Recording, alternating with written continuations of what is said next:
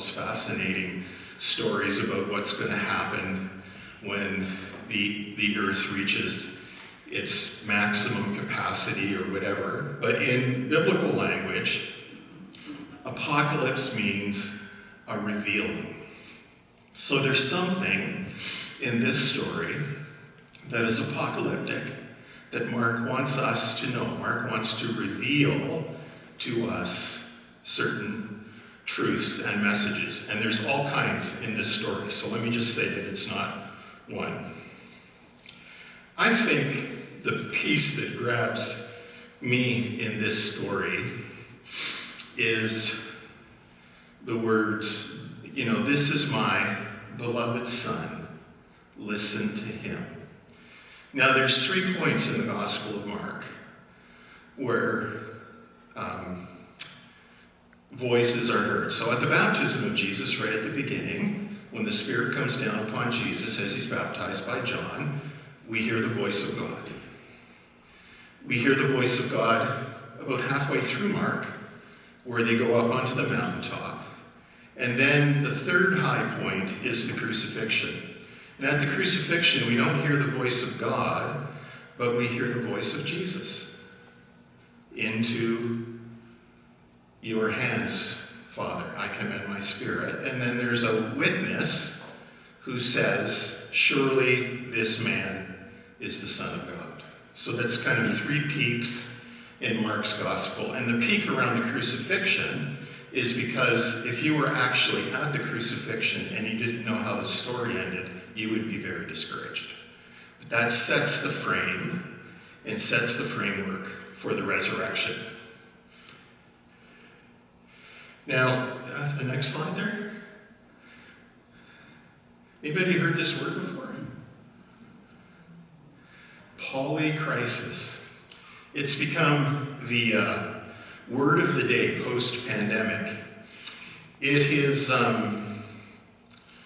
first started being used around 2008 when we experienced the financial meltdown in North America. And it's a word that describes post-pandemic the simultaneous occurrence of several catastrophic events. Now, I don't need to kind of explain this to you because you all read the news, but there's 2 wars going on. We've just come out of a global pandemic. All signs indicate that pandemics are the way of the future. We're in an economic crisis.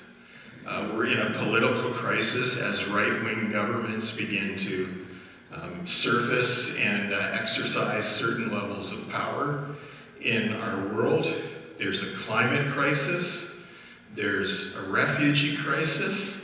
And people are saying that study these things that the nuclear clock is closer to midnight than it's ever been since the Cuban Missile Crisis in the 1960s. So that kind of describes the world in which we live. This week I was talking to a friend of mine who's a minister. We were kind of checking up on all the different people we know. And he said to me, Jim, I don't think I know anybody that's not got some form of a personal crisis in their life. Whether it's housing, whether it's economics, whether it's food, whether it's a struggle in their family, whether it's their children finding accommodation, whether it's them keeping accommodation in their older years, whether it's a sickness or an illness. And I said, I don't know too many people that are kind of struggling with something. And then I was in the coffee shop this week, as I am most days, and I go there because I can buy a cup of coffee and read the Globe Mail for free. And somebody had the Globe on their table, so I said, can I borrow this paper? He said, sure. And I said, what should I expect if I read the Globe? And there was this silence, and I said, good news? And he said, stick to your book, because I had a book under my arm, right? And he said, there's no good news in the Globe today. And that kind of describes, a little bit of the time and and sense that we're living in. And I think the word polycrisis would probably apply to the time of Peter, James, and John, and Jesus and the disciples going to Jerusalem. We look at that story, and we read it, and we know the end, right? We know that it's got a happy ending. But imagine if you could put yourself in Peter, James, and John's place, and they don't know what the ending is. They're just aware that there's all this stuff happening around them. There's all this anger and angst about Jesus, and this talk of crucifixion, and the political powers are upset, and they're feeling marginalized even within their own community, and they have no idea what's happening. Like, it's a polycrisis for them as well. And so, because of that, Jesus, he takes them up onto the mountain, and to grasp that power of the story, you have to get out of your head. So the story is not about sitting in Theology 101 at university, and there's this stern, older English professor saying, when God says, "This is my beloved son, listen to him. This is an important theological point of doctrine, and you have to believe it." That's not the feel of this story. I think when they heard that voice, put yourself in the position of a parent or someone who really loves children, or you've got nieces and nephews. This is my beloved son.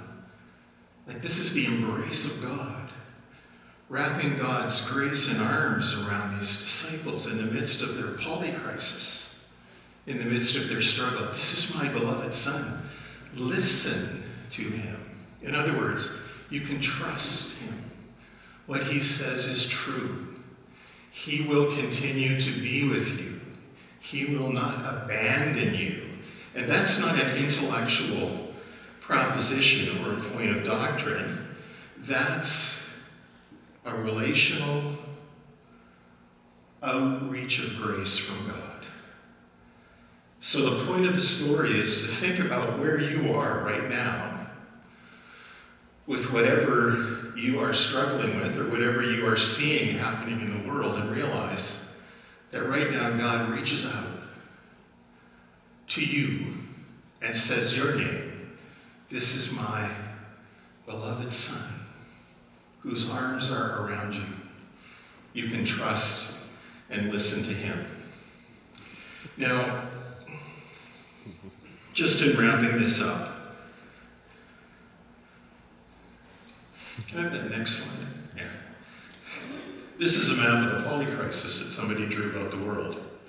See all the different crisis points and how they're interconnected and they flow off other things, and don't even try to read it because it's really complex. Somewhere in that complexity of the polycrisis is the Christian church. And we all know that. The United Church closes one building every week. Many of us remember the post-World War II bloom of prosperity and the building of churches, when we thought, though it wasn't totally true, that Canada was a Christian nation. And all kinds of people went to church. And there was, in some places, hundreds of people in churches and hundreds of kids in Sunday school. And it was kind of the golden era of institutional church in Canada in the 19th and 20th century. We used to call it Christendom. And then lots of us will remember that in the 1960s, massive changes came to society. And with those massive changes to society began the decline of the church.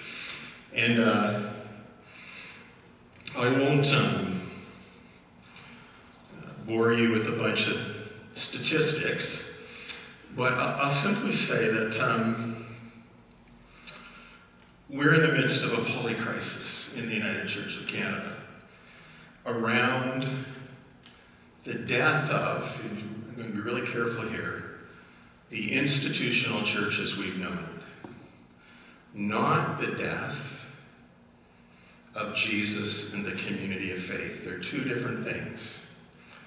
Now, you're experiencing that here in Tsawwassen, as many churches across Canada are.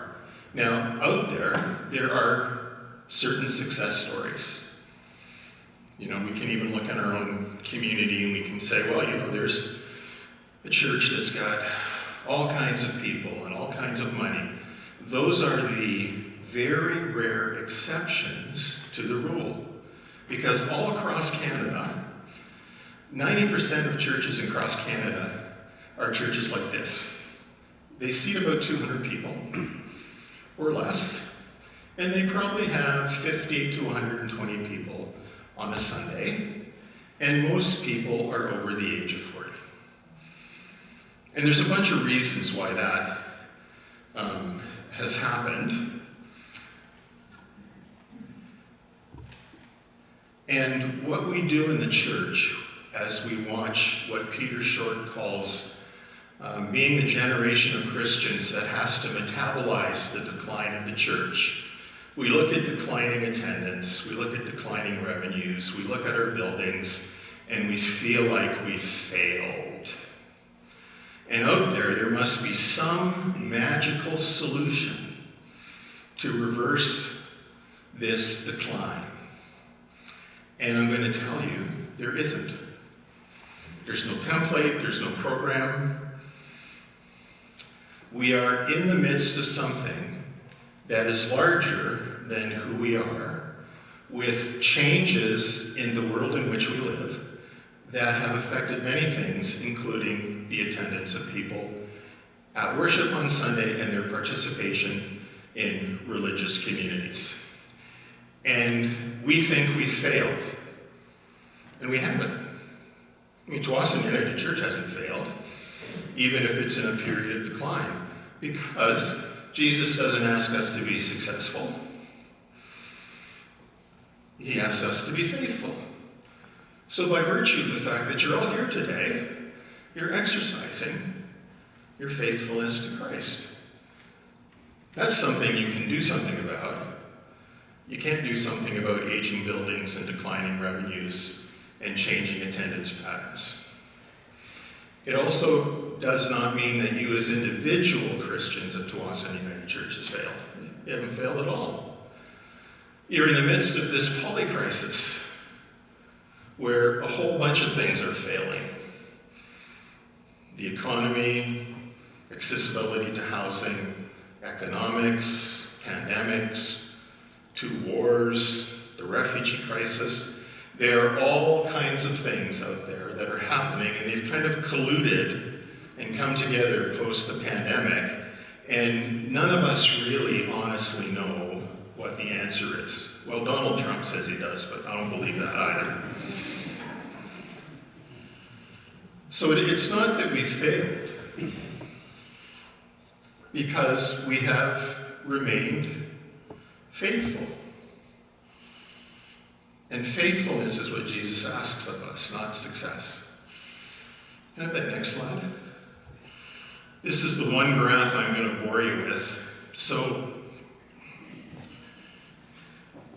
if you go here on my right, this is weekly attendance in churches, and I'm talking about Christianity now, not other religions in Canada.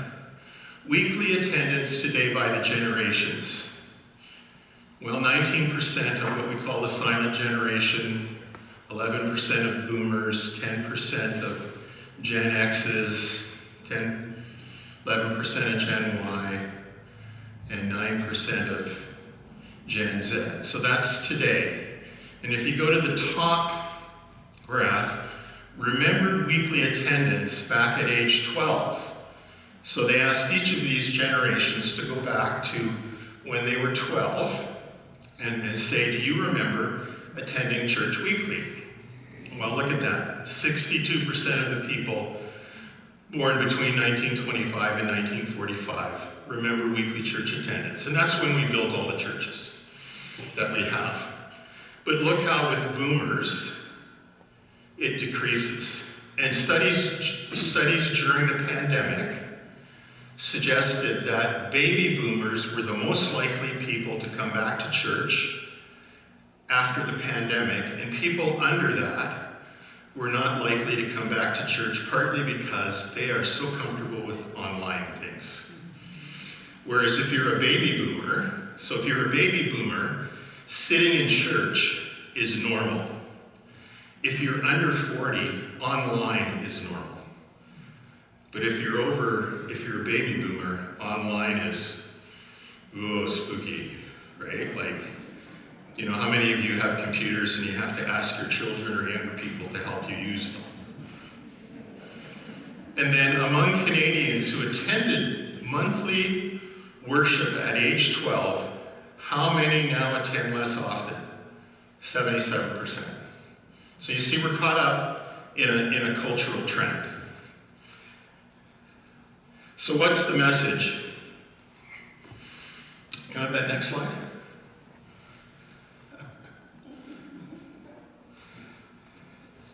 This is what churches do when they're declining. They're declining. Not when they're being faithful, but when they think they're declining. They enter into conversations with other churches, and they carry a whole bunch of baggage. And I've been a part of a lot of those conversations. Well, we can talk about joining up with you or doing things together, but we have to keep our building.